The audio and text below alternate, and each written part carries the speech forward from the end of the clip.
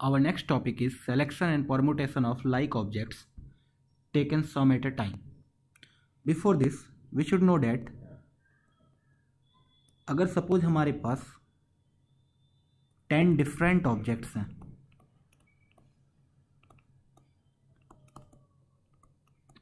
ठीक है, और इनमें से हमें एग्जैक्टली 6 को सेलेक्ट करना है,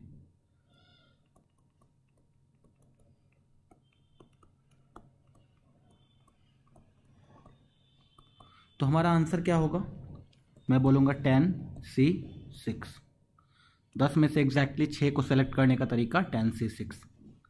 ये हो गया सिलेक्शन। सपोज हमारे पास 10 डिफरेंट ऑब्जेक्ट्स हैं और इनको एक लाइन में अरेंज करना है, तो टोटल नंबर ऑफ वेज कितना होगा? तो मैं बोलूँगा 10 फैक्टोरियल। 10 डिफरेंट ऑब्जेक्ट हैं, एक रो में खड़ा करना है इनको, तो 10 फैक्टोरियल वेज से हम लोग कर सकते हैं। तो ये सबसे पहला केस था जब सारे के सारे केसेस हमारे पास और सारे के सारे ऑब्जेक्ट्स हमारे पास डिफरेंट है। नाउ सेकंड केस देखो, अगर सपोज अपने पास 10 डिफरेंट ऑब्जेक्ट्स हैं और इनमें से कोई 5 को सेलेक्ट करके एक रो में हमें खड़ा करना है। सपोज फॉर एग्जांपल ऐसे सोच लो कि अपने पास 5 ही चेयर है और टोटल 10 लोग खड़े हैं, तो उनको बिठाने का कितना तरीका? तो मैं बोलूँगा 10 में से एग्जैक्टली 5 लोगों को सेलेक्ट करो और उनको बिठा दो 5 फैक्टोरियल वे से। तो ये भी पॉसिबिलिटी सही है। क्या अगर अपने पास 10 डिफरेंट ऑब्जेक्ट हैं, उनको सेलेक्ट करना है तो सेलेक्ट भी कर सकते हैं, परम्यूट करना है तो परम्यूट भी कर सकते हैं। ओके, थर्ड केस भी हमने पढ़ा है कि सपोज अपने पास इस टाइप का सीन हो कि 3A हो। 3A का मतलब ऐसे समझ लो कि सपोज A 2B हो और 4C हो। इनको एक रो में अरेंज करना है, परम्यूट करना है, तो कितना वे होगा? तो मैं बोलूँगा टोटल ये लोग कितने हैं? 3 2 5 + 4 9, तो 9 फैक्टोरियल वेज होना चाहिए था, लेकिन 3A एक जैसा तो 3 फैक्टोरियल से डिवाइड कर दिया, 2B एक जैसा इसलिए 2 फैक्टोरियल से डिवाइड कर दिया, 4C एक जैसा इसलिए 4 फैक्टोरियल से डिवाइड कर दिया। ये हो गया number of ways of arrangement.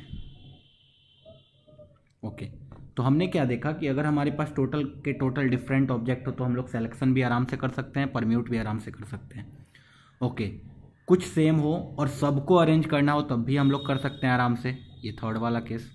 लेकिन सपोज एक और केस आ सकता है, पॉसिबिलिटी, अच्छा सारे के सारे लाइक ऑब्जेक्ट हो, सारे के सारे एक ही जैसे ऑब्जेक्ट हो, तो number of ways of selection कितना हो जाएगा?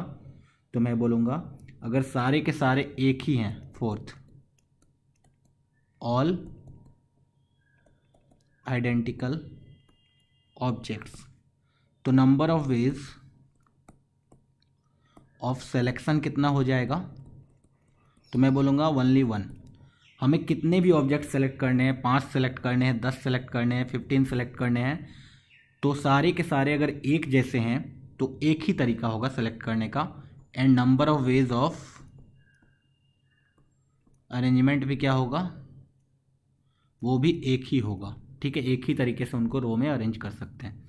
तो हमने देखा सारे के सारे डिफरेंट हो तो भी हम लोग आंसर निकाल सकते हैं, सारे के सारे सेम हो फिर भी आंसर आ सकता है, कुछ सेम हो कुछ अलग हो तो हम लोग उनको परम्यूट कर सकते हैं सारे के सारे को। लेकिन अभी हमने एक केस नहीं पढ़ा है कि सपोज अपने पास ये थर्ड वाला केस है, थर्ड वाला केस है जिसमें अपने पास 2A हैं, सॉरी 3A हैं, 2B है और 4C है। टोटल कितने ऑब्जेक्ट्स हैं? 9 ऑब्जेक्ट्स। लेकिन इसमें अगर वो बोल दे कि हमें किसी 5 को ही सेलेक्ट करना है, select any 5 and permute them, ये वाला केस हमने नहीं पढ़ा है। तो ये वाला जो केस है यही हम लोग अभी पढ़ने वाले हैं कि selection and permutation of like objects taken some at a time. तो ये कैसे करेंगे, देखते हैं कि एग्जाम्पल के थ्रू। एग्जाम्पल है अपने पास, कुछ भी ले सकते हो, बुक्स का एग्जाम्पल ले सकते हैं हम लोग, या कॉइन का एग्जाम्पल ले सकते हैं। चलो मैं बुक्स का लेता हूँ, है ना। सपोज मेरे पास बुक्स हैं एस.सी. वर्मा, और ये कितने हैं, 4 बुक्स हैं एस.सी. वर्मा के, ठीक है। ओके, सपोज अपने पास मैथ्स में सिंगेज का बुक है और वो टोटल 3 बुक्स प्रेजेंट हैं, और केमिस्ट्री में सपोज अपने पास अरिहंत पब्लिकेशन का बुक है।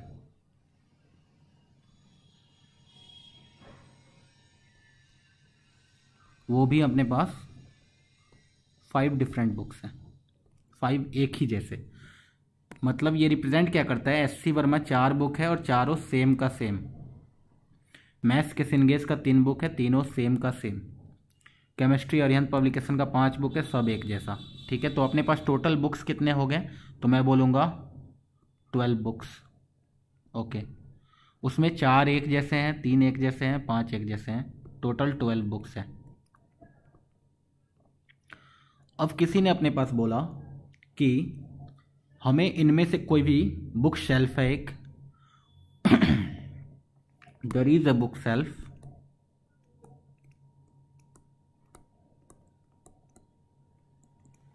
and we can put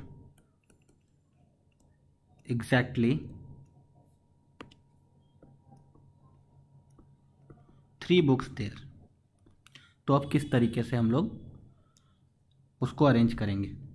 तो अभी सोचो, तुम जो सेलेक्ट करना स्टार्ट करोगे, तुम ऐसा नहीं बोल सकते हो कि डायरेक्टली 12C3 में से कोई सेलेक्ट कर लो, 12C3 में से कोई भी 3 बुक सेलेक्ट कर लिया और उनको अरेंज कर दिया 3 फैक्टोरियल से। ये हमारा आंसर गलत हो जाएगा। क्यों?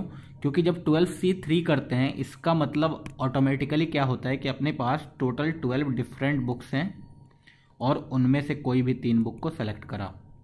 लेकिन अपने पास टोटल डिफरेंट बुक्स है नहीं, अपने पास है 4 एक जैसे, 3 एक जैसे, 5 एक जैसे। तो ये वाला तो गलत है। तो सेलेक्ट करने का तरीका क्या होगा, हमें डिफरेंट केसेस बनाने पड़ेंगे। कैसे? तो मैं बोलूँगा कि वो जो बुक शेल्फ है 3 बुक रखना है उसमें, तो ऑल सेम केसेस बनाना स्टार्ट किया।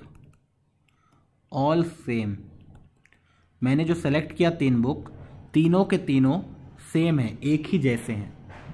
तो हमारे पास सेलेक्ट करने का कितना ऑप्शंस है, तो मैं बोलूँगा ऑल 3 सेम, ऐसे लिख दो, ऑल 3 आर सेम।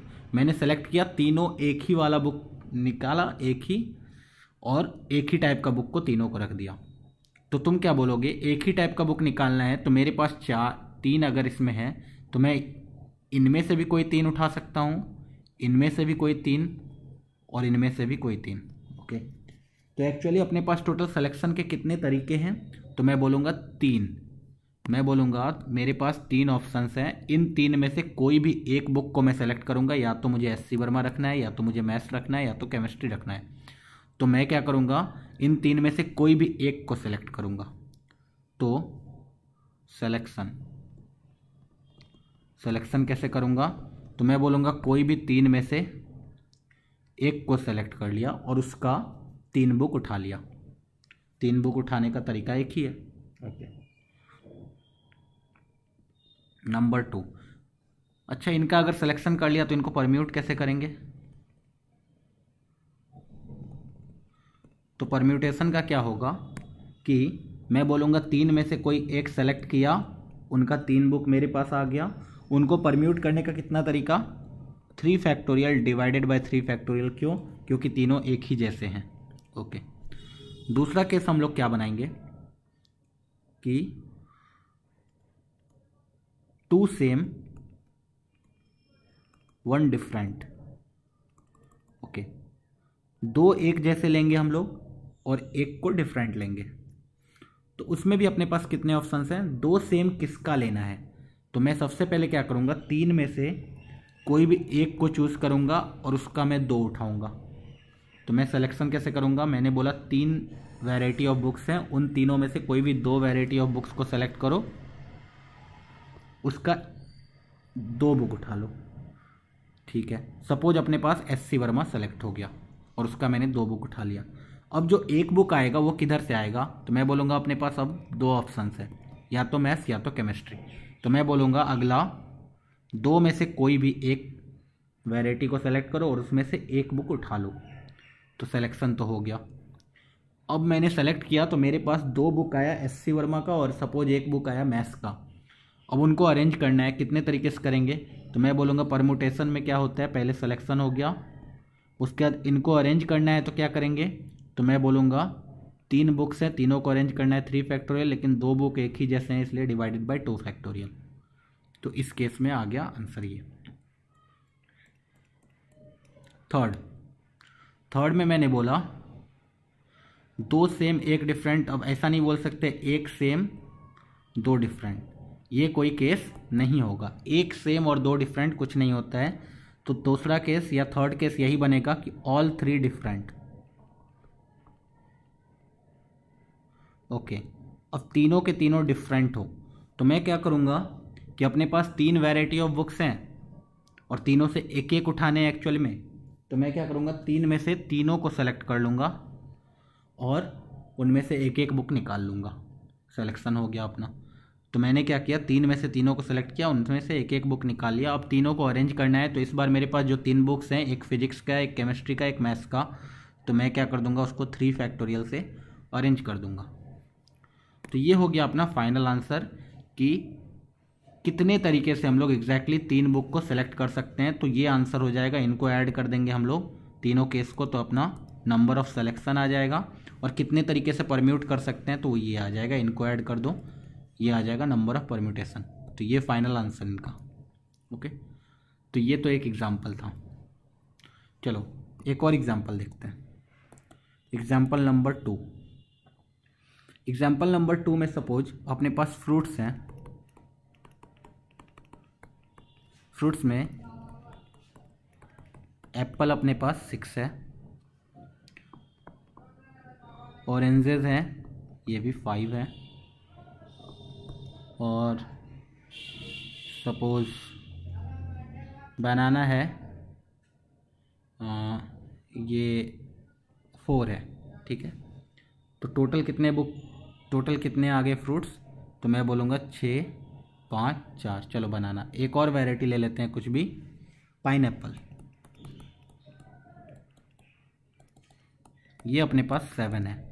ओके, तो मैंने बोला मेरे पास एप्पल 6, ऑरेंज 5, बनाना 4 और पाइनएप्पल 7। तो टोटल फ्रूट्स कितने हो गए, तो मैं बोलूँगा 6 + 5 + 4 + 7, this is equal to 22। Okay, तो टोटल फ्रूट्स कितने अपने पास 22 फ्रूट्स हैं। अब इनमें से मुझे सेलेक्ट भी करना है और परम्यूट भी करना है एक रो में। ठीक है, तो मैंने बोला कि हमें एग्जैक्टली सेलेक्ट एंड परम्यूट कितने फ्रूट्स, तो मैं बोलूँगा 5 फ्रूट्स इन अ रो। ठीक है, हमें क्या करना है, इनमें से कोई भी 5 फ्रूट को सेलेक्ट करना है और उनको एक रो में परम्यूट भी करना है। तो फिर से केस बनाना पड़ेगा हमें, डायरेक्टली 22C5 नहीं कर सकते हैं। केस कैसे बनाएंगे हम लोग, तो मैं बोलूँगा कि सिलेक्शन का तरीका क्या हो सकता है, ऑल 5 सेम।